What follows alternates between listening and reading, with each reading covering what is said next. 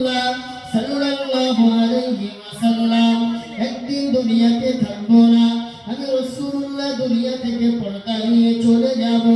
কিন্তু না, আমি রাসূলুল্লাহ জানিয়ে দিয়ে গেলাম, খায়রুকুম মান তাআল্লামাল কুরআনা ওয়া আল্লামা।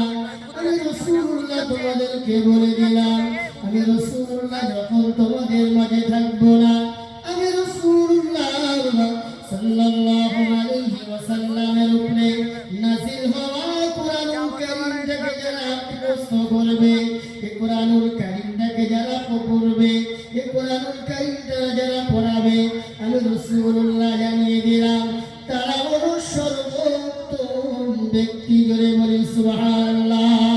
সর্বোত্তম ব্যক্তি। এখন আমরা যারা মাদ্রাসায় দান করি, মাদ্রাসার ছাত্রদেরকে ভালোবাসি, তাদের মাথায় হাত বুলিয়ে দিই,